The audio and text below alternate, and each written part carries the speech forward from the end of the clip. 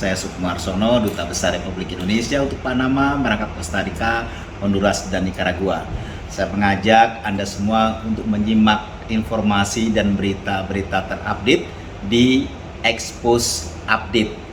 Jangan lupa setelah menyaksikan, like, share, komen, dan subscribe-nya. Sukses selalu untuk Expose Update. Salam dari Panama City.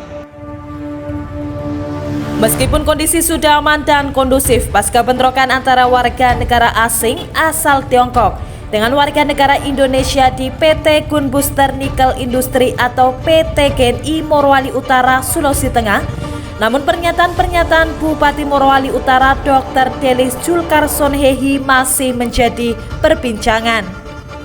Di sejumlah akun media sosial, potongan pernyataan Bupati Morowali Utara banyak disebar di grup-grup WhatsApp dan komentar-komentar pedas dari netizen. Saat rapat dengar pendapat atau RDP di DPRD pun, Bupati Morowali Utara tak hadir dan membuat anggota DPRD berang dan kesal. Wakil Ketua 2 DPRD Morowali Utara Muhammad Safri, Ketua Fraksi Golkar Warda DG Mamala, anggota DPRD asal Partai Keadilan Sejahtera Yanto Bauli, saat RDP menyayangkan ketidakhadiran Bupati Morowali Utara Dr. Delis Julkarsonhehi. Atas insiden di PT GNI, Muhammad Safri mengungkapkan, sebelum PT GNI diresmikan oleh Presiden Joko Widodo, pernah terjadi beberapa kecelakaan kerja dan ada yang meninggal dunia. Untuk itulah DPRD Morowali Utara bersama pemerintah Kabupaten Morowali Utara selalu menyarankan agar pihak PT GNI taat dengan aturan, utamanya K3, dan masalah isu ketimpangan upah antara tenaga kerja Indonesia dengan tenaga kerja asing. Memang sejak awal, sebelum diresmikan oleh Presiden Jokowi pada tanggal 27 Desember 2021, ini GNI ini sudah memang ada tingkat kecelakaan agak tinggi. Bahkan ada yang meninggal. Yang pertama itu yang tertimbun dengan alat itu. Salah itu pada tanggal 10 Juni 2020. Nah, kemudian yang kedua ada juga kecelakaan setelah peresmian itu. Tepatnya pada tanggal 23 Mei. 23 Mei. Itu warga negara asing itu meninggal itu.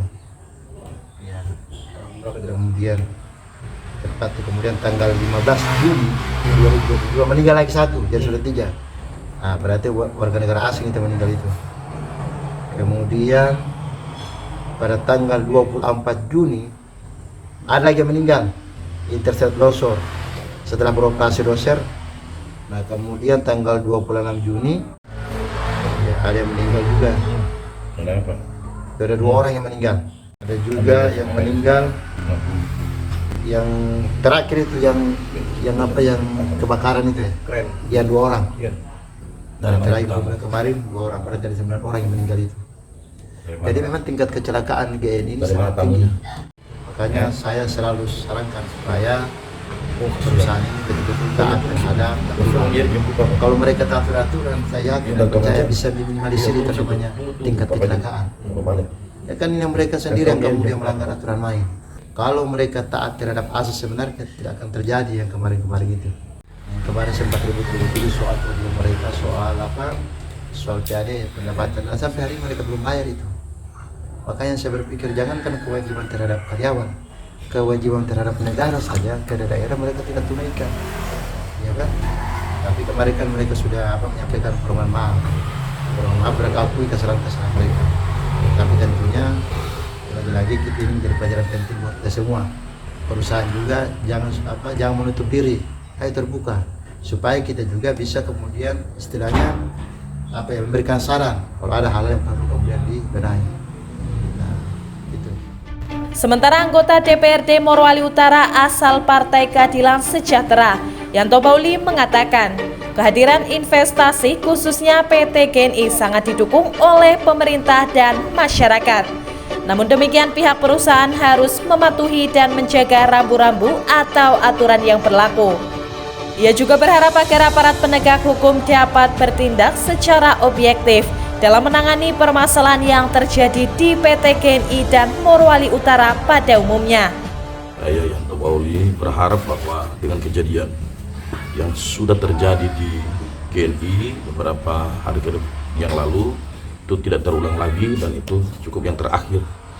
Dan kami sangat merindukan iklim investasi yang taat asas, taat aturan, semua regulasi tidak ditabrak.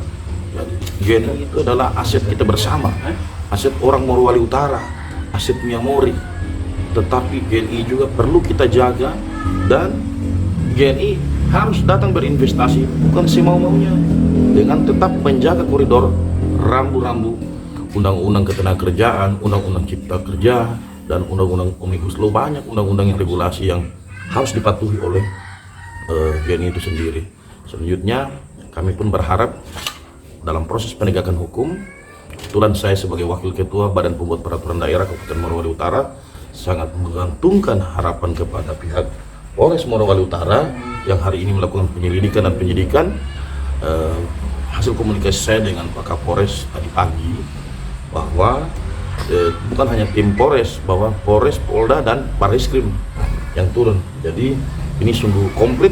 Jadi kami juga mengapresiasi cepat tanggap dari pihak Polri itu sendiri, bahkan dari Mabes pun ikut turun dalam investigasi maupun proses penyelidikan dan penyidikan pelaku-pelaku yang ada di GNI itu sendiri. Dan objektivitas dan penyidikan itu kita butuhkan supaya tidak simpang siur.